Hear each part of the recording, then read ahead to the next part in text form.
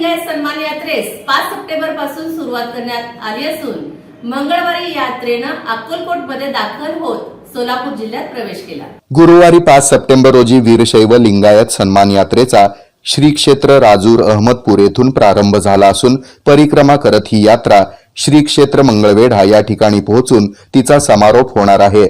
दरम्यान माननीय खासदार अजित गोपछेडे हे वीरशैव लिंगायत समाजातील धार्मिक, शैक्षणिक, राजकीय, सहकारी क्षेत्रातील सेवाप्रतींचा यावेळी समक्ष भेटून सन्मान करणार आहेत।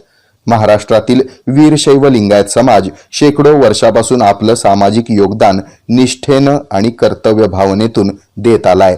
व्यापार, उद्योग यामध्ये आपला वारसा जपत आता सर्वच क्षेत्रामध्ये या समाजानं उल्लेखनीय कार्य केलंय।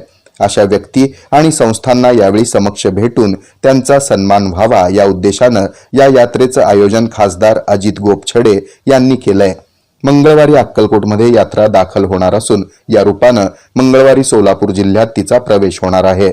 बुधवारी सकाळी 9 वाजता सिद्धेश्वर देवस्थानाचं दर्शन, 9:30 वाजता यशोधरा हॉस्पिटल, 10 वाजता वीर तपस्वी शाळेमध्ये भेट आणि विद्यार्थी प्राध्यापक यांच्याशी संवाद, दुपारी 4 वाजता खासदार अजित गोपछेडे यांच्या सोलापुरातील संपर्क कार्यालयाचं उद्घाटन, 5 वाजता प्रज्ञावंत मेळावा, 8 वाजता मल्लिकार्जुन मंदिर दर्शन, 8:30 वाजता मानाचा कसबा गणपती आरती अशा विविध कार्यक्रमांच्या नियोजनाचा या यात्रेदरम्यान सोलापूर भेटीमध्ये समावेश असणार आहे, अशी माहिती पत्रकार परिषदेमध्ये देण्यात आली।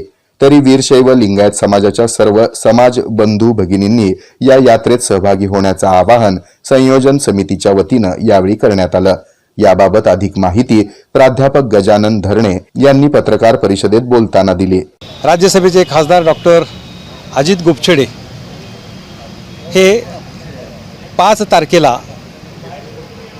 वीरशैव लिंगायत सन्मान यात्रेचं उद्घाटन हे अहमदपूरच्या शिवलिंग शिवाचार्य महाराजांच्या मठातून त्यांनी केलेलं आहे। ही यात्रा 2 दिवस लातूर, 2 दिवस नांदेड आणि 2 दिवस धाराशिव एवढं करून सोलापूर जिल्ह्यामध्ये दिनांक 10 सप्टेंबर रोजी संध्याकाळी 7 ते 7:30च्या दरम्यान अक्कलकोटमध्ये प्रवेश होणार आहे। अक्कलकोटमध्ये विरक्त मठ जे आहे त्यामध्ये तिथे एक संमेलन होणार आहे आणि समाजातल्या अनेक लोकांचा सत्कार सन्मान त्या ठिकाणी तो होणार आहे। या प्रसंगी राजू विजापुरे, शशिकांत बिराजदार, समन्वयक डॉक्टर राजेश फडकुले, महादेव नावकर, चिदानंद मुस्तारे, सचिन कुलकर्णी आदींची उपस्थिती होती। विराजमान झालीये बाप्पाची स्वारी, चैतन्य पसरलंय महाराष्ट्रात घरोघरी।